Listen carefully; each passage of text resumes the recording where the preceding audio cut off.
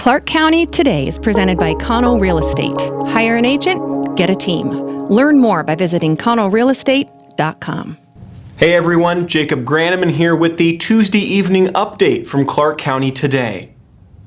The rate of new COVID-19 cases moved up again this week, the first increase since mid-December, going from 325 cases per 100,000 people to 398 per 100,000, pushing the county back into the high range for COVID activity. Clark County Public Health says there were 90 more cases overnight, but no new deaths reported. Hospitalizations ticked lower with 69 confirmed and 4 suspected cases, making up 12.6% of licensed hospital beds. This morning, a free no-barrier testing clinic started in the parking lot of the Tower Mall site in central Vancouver. Dave Perlick is a program manager for Vancouver Parks and Rec, which is running the clinic. Well, we're here at the Clark County COVID testing site at Tower Mall. This is our first day. We're open for testing at 9 a.m. and we were really busy this morning. Despite the weather, a lot of folks showed up and we were able to complete a lot of tests. So we're happy that the word got out. We're happy people are interested in the program. And we're trying to get as many people tested as we can. The site, which is open from 9 a.m. until 3:30 p.m. Tuesdays through Saturdays, can do up to 1,500 tests per day. For more details on how it works, check out Monday's story at clarkcountytoday.com. Facing pressure from teachers concerned over going back into classrooms, the superintendents of Evergreen and Vancouver Public Schools sent a letter to Washington Governor Jay Inslee and the Secretary of Health this week, urging them to reconsider the most recent timeline for rolling out the COVID-19 vaccine.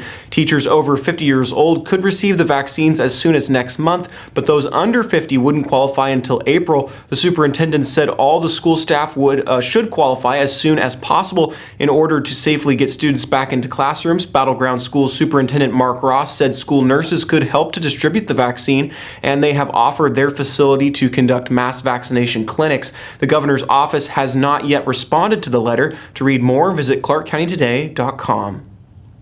The biggest hurdle for increasing the speed of vaccinations in Washington state isn't supply, say many state hospitals, it's inconsistency of shipments. At a press conference this week, the directors of several hospital systems said not having a clear picture of when vaccine shipments will arrive or how many they'll receive has made it difficult to schedule vaccinations. To date, the administration said they're unaware of any vaccine doses being discarded in Washington state. The Department of Health said last week that a website tracking vaccine distribution and usage should launch later this week. The state anticipated around 630,000 doses of both vaccines to have been distributed around the state by this week. As of last week, only 110,000 doses had been administered, but the DOH cautioned that reporting from hospitals is lagging by a few days. In November, Governor Jay Inslee closed indoor dining again in an effort to slow the spread of COVID-19. Restaurants and bar owners have scrambled trying to find new ways to remain open. Outdoor tents and areas open to fresh air were permitted. Kimber Ekman has a beer garden that was already permitted. He installed an outdoor tent to allow patrons to dine safely at his pub while being protected from the elements. On New Year's Eve, 2 visits from the Camas-Washougal Fire Marshal resulted in the pub's beer garden tent being shut down. Propane heating for patrons is a possible source of the dispute. Apparently, the police were called, but no police report was filed, according to the Washougal Police Department. The fire chief issued a statement saying they are working with the property owner to ensure compliance with fire and life safety requirements. Smead's Pub remains open for takeout orders. Go to clarkcountytoday.com to read the full story. Today, our editor Ken Vance shared his thoughts on the upcoming inauguration of President-elect Joe Biden and what the 46th president can do to address the ever-widening division that currently exists in the United States. Here's Ken.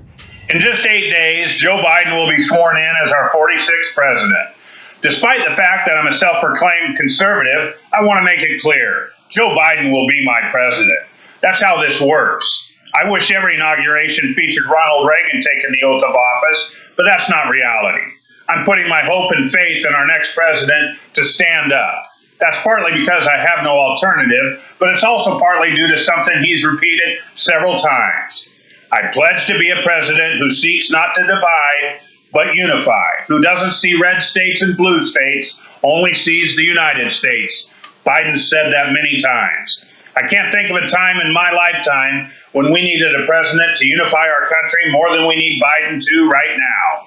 I'll be ridiculed by some for saying so, but conservatives are under attack in this country. And that shouldn't just be a concern for people who think like I do. If people like me can be censored and minimalized, so can you. The division in our country based on ideology is frightening, and it's getting worse each day. I want to believe Biden can do something about that. He said he could. That's part of the reason he was elected. So, Mr. President, prove yourself to us. We sent Paul Valencia out to another business profile. This time he found a local artist who represents other local artists at her new downtown art gallery. Here's Paul. Malie Octavia opened her art gallery during challenging times. Phoenix Rising Art Gallery, at the intersection of Main and Evergreen in Vancouver, is owned by a local artist, and it is for local artists. Octavia wanted a brand name to remind us of where we are and what's in the future. The legendary mythical bird rises from its own ashes, she said. That's very symbolic with everything going on. Hi, my name is Malie Octavia, and I am the gallery owner of Phoenix Rising Art Gallery. I'm also an artist. I have a studio here in my own office. I had the grand opening August 29th of 2020, and I support local artists. All the artwork that I take in is from local artists from Washington and Oregon. And right now I have 16 different artists that are here, and there's all different kinds of works of art. We have custom guitars, woodwork, pottery, artisan jewelry, ornaments. And so I encourage people to come check out the gallery and support the local creatives. Well, there's a look at the stories we've got for you at ClarkCountyToday.com. Be sure to check in with us on social media through Facebook, Twitter, Instagram, and YouTube to see when stories are posted and join the conversation. You can also send us story ideas and feedback to our email, which is news@ClarkCountyToday.com. From all of us, I'm Jacob Granum, and thanks so much for watching. Have a splendid night, and we'll see you again tomorrow.